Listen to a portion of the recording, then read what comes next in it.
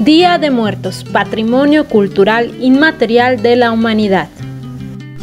El Día de Muertos es una celebración originaria de la época prehispánica. En ese periodo, muchas etnias mesoamericanas rendían culto a la muerte. Entre ellas estaba la mexica, cuyos dioses encargados de definir el destino de las ánimas eran Mictecacihuatl y Mixtlatecuhtli. Ambos eran señores del Mictlán o lugar de los muertos. Sin embargo, para llegar ahí, las almas debían lidiar y sortear una serie de obstáculos para poder conseguir el descanso eterno. De acuerdo con el Código Florentino, el Mictlán estaba dividido de acuerdo con la manera de morir. Por ejemplo, a la Tonatiuhtli, Casa del Sol, entraban aquellos guerreros que habían muerto en los campos de batalla. Otro sitio era Sincalco, casa del dios Tonacatecuhtli. A este iban quienes murieron siendo infantes, pues al ser tan jóvenes se les consideraba inocentes. En la época prehispánica, el culto a la muerte era uno de los elementos básicos de la cultura. Cuando alguien moría, era enterrado envuelto en un petate, y sus familiares organizaban una fiesta con el fin de guiarlo a su recorrido al Mictlán. De igual forma, le colocaban comida que le agradaba en vida, con la creencia de que podría llegar a sentir hambre. El Día de Muertos, en la visión indígena, implica el retorno transitorio de las ánimas de los difuntos, quienes regresan a casa, al mundo de los vivos, para convivir con los familiares y para nutrirse de la esencia de alimentos que se les ofrece en los altares puestos en su honor. En esta celebración de Día de Muertos, la muerte no representa una ausencia, sino una presencia viva.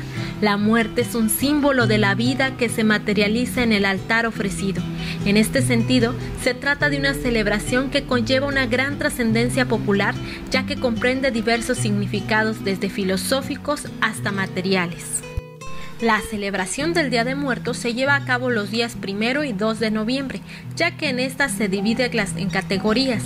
De acuerdo con el calendario católico, el 1 de noviembre corresponde a Todos los Santos, día dedicado a los muertos chiquitos o niños, y el 2 de noviembre a los fieles difuntos, es decir, a los adultos. Cabe mencionar que la Organización de las Naciones Unidas para la Educación, la Ciencia y la Cultura, UNESCO por sus siglas, declaró en el año 2008 esta festividad como Patrimonio Cultural Inmaterial de la Humanidad, por su importancia y significado, ya que se trata de una expresión tradicional, contemporánea y viviente, y a la vez integradora, representativa y comunitaria.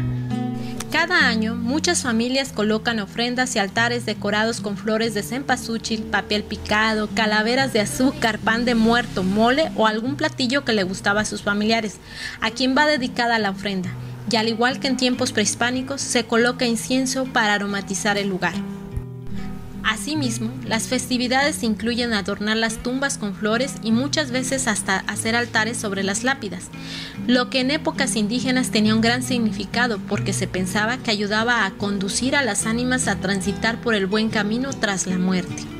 La tradición también indica que para facilitar el retorno de las almas a la tierra se deben de esparcir pétalos de flores de cempasúchil y colocar velas trazando el camino que va a recorrer para que estas almas no se pierdan y lleguen a su destino.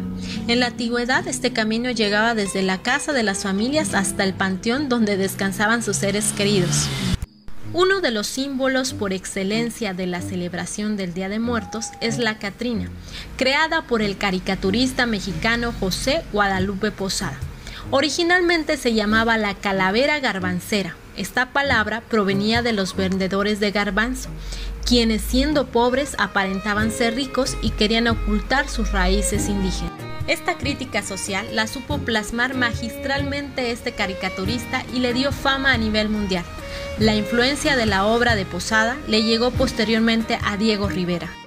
Fue Diego Rivera, el importante muralista, quien acopló el término de la Catrina en 1947 en su obra Sueño de una tarde dominical en la Alameda Central, en donde aparece la Catrina al centro y al lado derecho el artista José Guadalupe Posada.